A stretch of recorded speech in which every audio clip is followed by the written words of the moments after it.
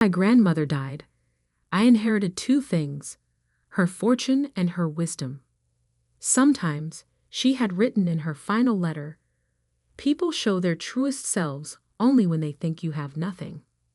I was 23 when I received that letter, along with documents detailing my inheritance: $50 million in diversified investments, real estate holdings across 3 continents, and controlling shares in several major corporations.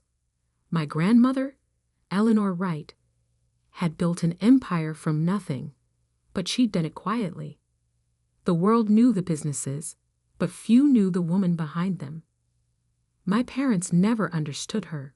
To them, Eleanor was just the frustratingly frugal mother-in-law who refused to fund their lavish lifestyle.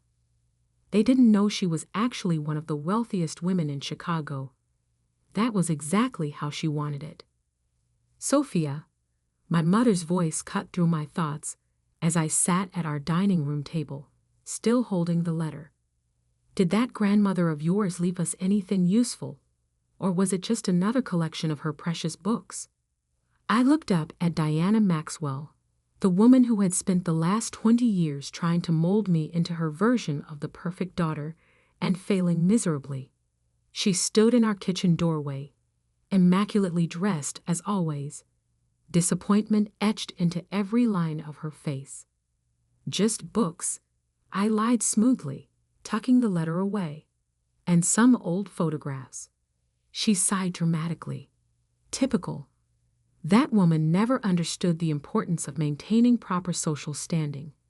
Do you know what the Hendersons would say if they could see our 10-year-old car? I did know.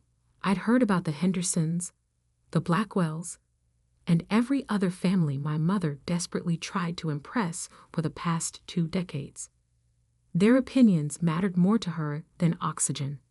"I'm sure they're too busy with their own lives to care about our car, Mom." "That's exactly the kind of attitude that worries me," she snapped. "You're just like her. No understanding of how the world really works.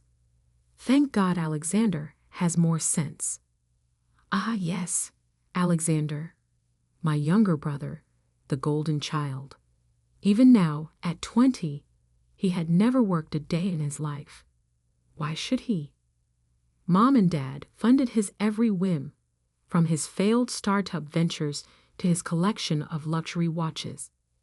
Speaking of Alexander, my mother continued, brightening considerably, "He's just been accepted into Harvard Business School. Your father and I are throwing a celebration dinner tonight. All the right people will be there. Wear something appropriate." Her eyes swept critically over my simple dress and minimal jewelry. I nodded, not mentioning that I'd graduated summa cum laude from Northwestern's business school last year. There had been no party for that. Instead, my parents had spent that weekend at Alexander's amateur golf tournament. Later that evening, I sat in my small apartment above the bookstore where I supposedly worked, reviewing my grandmother's documents. The bookstore job was actually a front. I owned the building and 3 others on the block through one of my grandmother's holding companies. But as far as my family knew, I was just a struggling bookkeeper, living paycheck to paycheck. My phone buzzed with a text from my father. "Don't be late tonight. The Blackwells are bringing their son James. Wear the blue dress your mother bought you." James Blackwell. Of course. They were still trying to orchestrate that match, seeing him as my ticket to proper society. If they only knew that I could buy the Blackwells company 3 times over.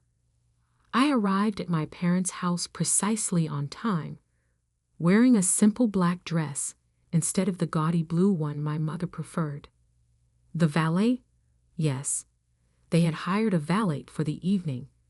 Gave me a sympathetic look as I handed him the keys to my modest Honda Civic. Inside, the house was transformed. Crystal champagne flutes caught the light from the grand chandelier, elegant flower arrangements adorned every surface, and the air was thick with expensive perfume and pretension. Sophia. My mother's voice carried across the foyer, tight with barely concealed irritation. I thought I told you to wear the blue dress. This one was clean, I replied simply. She closed her eyes briefly, gathering patience. At least try to make a good impression on James. His family's company is very successful. I bit back a smile, remembering the report on my desk about Blackwell Industries' recent financial troubles. Their success was mostly smoke and mirrors at this point.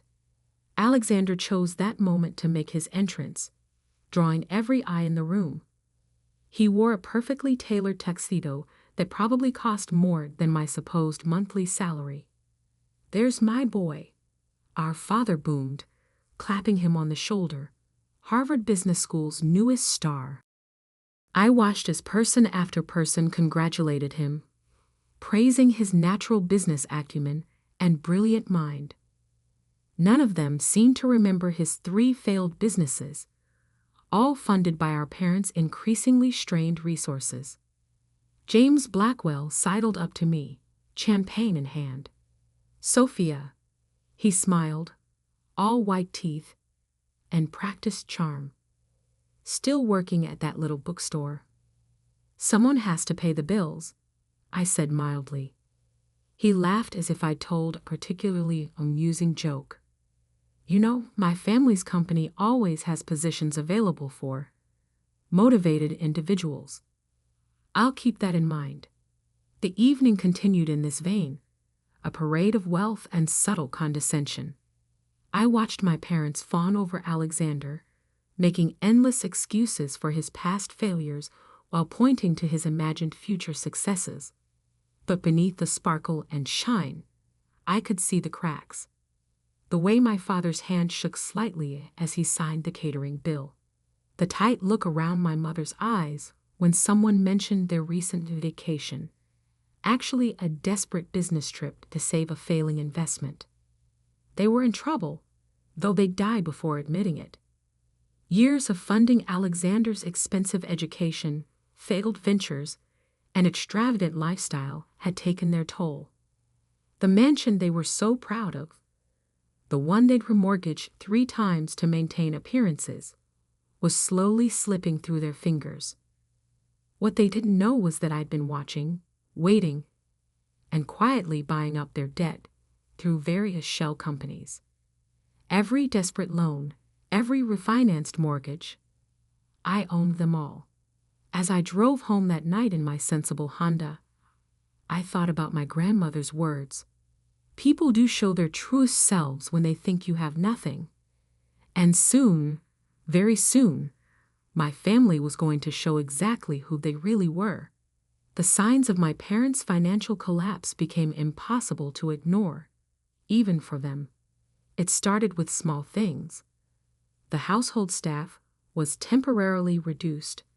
Their country club membership became inactive. And suddenly my mother discovered a passion for vintage fashion. But Alexander's lifestyle never changed. Even as the family finances crumbled, my parents continued funding his every whim. The day I saw him drive past my bookstore in a brand new Porsche, I knew they had finally hit rock bottom. I was in my real office, not the cramped bookstore back room where I pretended to work, but my actual office on the 47th floor of downtown Chicago's most prestigious building. As CEO of Wright Investments, I had a perfect view of the city my grandmother had helped build. "Miss Wright," my assistant Sarah buzzed in. "Your brother just made another withdrawal from your parents' emergency fund." I pulled up the banking records on my screen. There it was, $175,000 transferred to a luxury car dealership. Money they definitely didn't have. "How much do they have left?" I asked, though I already knew the answer. "Less than $50,000, Mom. And their mortgage payment is due next week." I leaned back in my chair, thinking about the careful web I'd woven over the past year. Through various holding companies, I owned not just their mortgage, but all their outstanding debt. Every credit card, every loan, every desperate attempt to maintain their facade of wealth. I controlled it all. Schedule the foreclosure notices, I instructed Sarah. It's time. The next morning, I arrived at the bookstore early, knowing what was coming. Right on schedule, my mother burst through the door, her designer handbag genuine but last season. Sophia. Her voice was shrill with panic. Something terrible has happened. The bank. They're saying they're going to foreclose on the house. I looked up from the ledger I was pretending to review. What? How is that possible? Your father. There have been some business setbacks. But it's just temporary. We just need a little help. She reached across the counter, gripping my hand. Darling, how much do you have saved? I almost laughed. After years of mocking my little bookstore job, she was now eyeing my supposed savings like a lifeline. Mom, I make $35,000 a year. After rent and bills, I'd barely save anything. Her face fell. But surely you must have something. An emergency fund? I have about $3,000 saved. I lied. But that's everything. We need it, she said immediately. Just until your father's deals come through. Alexander has some very promising ventures in the works. I sat back studying her. What about Alexander's new Porsche? Couldn't he sell that? Don't be ridiculous, she snapped. He needs to maintain appearances. How else will he attract the right kind of investors? And my appearance doesn't matter. That's different. She waved her hand vaguely.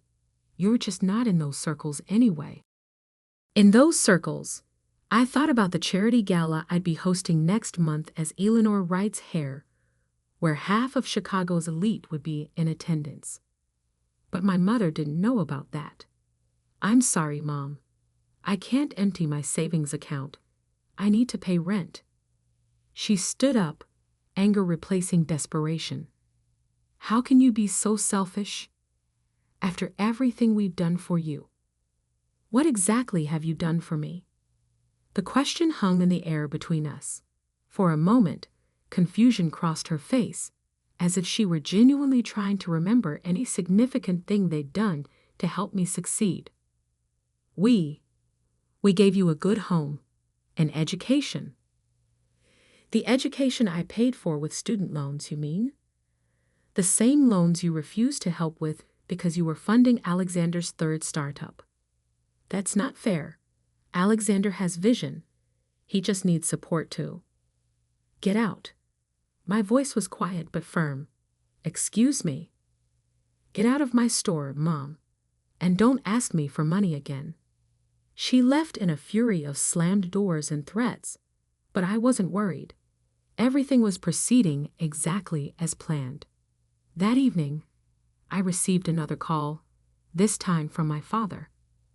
Sophia, we need to discuss this situation like adults, he began, his business negotiation voice in full effect. Your mother tells me you were quite unhelpful today. I can't give you my savings, Dad. Now listen here, young lady. This family has a reputation to maintain. We can't have the house foreclosed. Do you have any idea what that would do to our standing? To Alexander's prospects? I thought about the foreclosure notices being prepared in my lawyer's office at that very moment. Maybe Alexander could help? He just bought a new Porsche. He must have money. That's different. That was an investment in his future. He needs to project success to be successful. And what about my future? He sighed heavily. Sophia, let's be realistic. You work in a bookstore. Your future is, well, it's already set, isn't it? But Alexander has real potential. The words stung, even though I'd heard variations of them my entire life. I'm sorry, Dad. I can't help. then you're no daughter of mine. The line went dead. I sat in my luxurious office, looking out over the city lights, and smiled. Soon they would learn exactly what kind of daughter I was. The bankruptcy hearing was scheduled for 9:00 a.m. on a crisp October morning. I arrived early, watching from my car as my family pulled up in Alexander's Porsche, apparently the only vehicle they had left. My mother's designer outfit was pristine, but last season. My father's suit looked tired, and even Alexander's usual smirk seemed strained. They hadn't seen me yet, didn't know I was here. As far as they knew, their wayward daughter was still counting pennies at her bookstore. I waited until they entered the courthouse before following. Inside my briefcase were documents that would change everything: proof of ownership, transfer records, and the truth about who really controlled their fate. The bankruptcy courtroom was already filling up. Chicago's elite had come to witness the fall of the Maxwell family. My parents sat in the front row, heads held high despite their circumstances. Alexander slouched beside them, tapping on his phone. "All rise," the bailiff called as Judge Marion Wheeler entered. She was known for her no-nonsense approach to bankruptcy cases, particularly those involving what she called self-inflicted financial wounds. Case number 2847, Maxwell Family Bankruptcy Petition, she announced, reviewing the papers before her. "I see the creditor's representative is present." This was my cue. I stood up from my seat in the back, straightening my channel suit. Not that my family would recognize it as such. They'd never seen me wear anything but off-the-rack clothing. "Yes, Your Honor." Sophia Wright, representing Wright Investments. The reaction was immediate. My mother's perfectly maintained facade cracked as she whirled around. My father's face went pale, and Alexander actually dropped his phone. "Sophia." My mother's voice was barely a whisper. I walked to the front of the courtroom, placing my briefcase on the creditor's table. "Good morning, Mother. Father. Alexander." "What is the meaning of this?" my father demanded, starting to rise before his lawyer pulled him back down. Judge Wheeler banged her gavel. "Mr. Maxwell, you will maintain order in my courtroom. Ms. Wright, please proceed." "Your Honor, Wright Investments holds all outstanding debts of the Maxwell family, including their primary residence mortgage, personal loans, and credit accounts. The total sum is approximately $12.7 million. "That's impossible," Alexander blurted out. "Sophia works in a bookstore." I smiled. "Actually, I own the bookstore, along with the building it's in, and most of the block. I'm the CEO of Wright Investments, formerly known as Eleanor Wright Enterprises." The courtroom erupted in whispers. My grandmother had been a legend in Chicago business circles, though few had known her face. "Order," Judge Wheeler commanded. "Ms. Wright, continue." 3 years ago, I inherited my grandmother's entire estate, valued at approximately $50 million. During that time, I watched as my parents repeatedly refinanced their home to fund my brother's failed ventures and maintain their lifestyle. Through various holding companies, I purchased all their debt.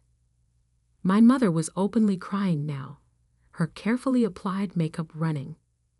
My father sat frozen, perhaps finally understanding the magnitude of their situation. However, I continued, "I'm not here to demand immediate repayment. I have a proposal." I withdrew a document from my briefcase. "I'm willing to restructure all outstanding debts under the following conditions.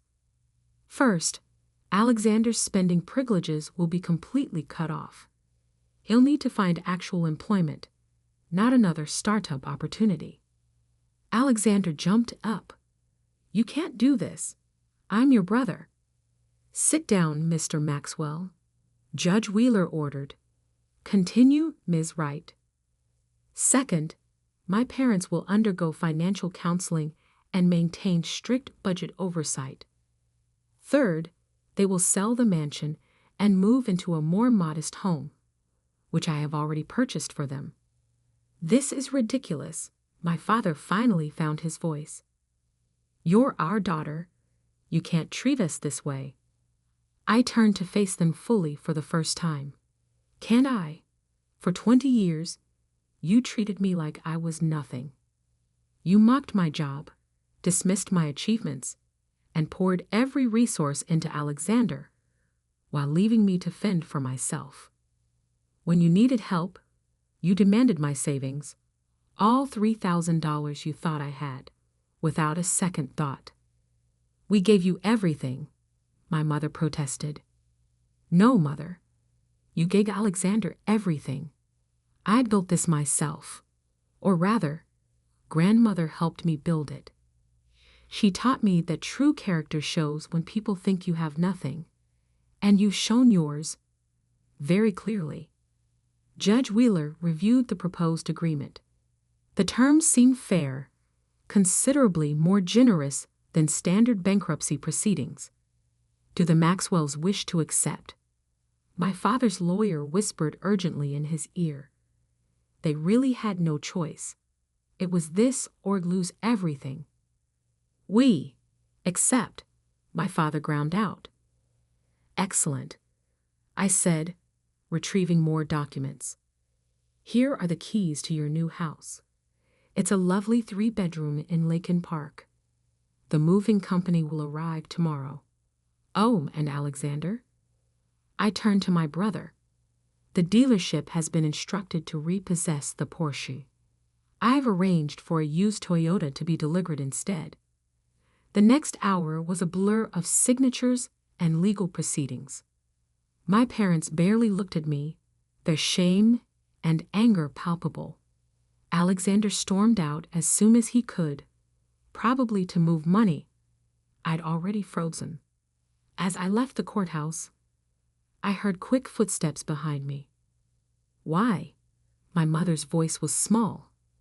Why did you let us fall so far before revealing the truth? I turned to face her. Because you needed to learn. Money isn't what makes a person valuable, Mother. Neither are appearances or social standing. I wanted you to understand what it feels like to be judged for your bank account rather than your character. And now, will you ever forgive us? That depends on you. The house I bought you is nice. Not luxurious, but comfortable. Your new budget is reasonable. Not extravagant, but adequate. What you do with this second chance is up to you. I walked to my car, not the Honda Civic they were familiar with, but a sleek Mercedes I'd kept hidden until now. Oh, and Mother, I called back. That blue dress you wanted me to wear to Alexander's party. I bought the company that makes it last year. They've discontinued that particular style. It was hideous. The look on her face was worth every second of the past 3 years. 3 months later, I sat in my office reviewing reports. My parents had actually stuck to their budget, attending financial counseling without complaint. Alexander had finally taken a real job, entry-level,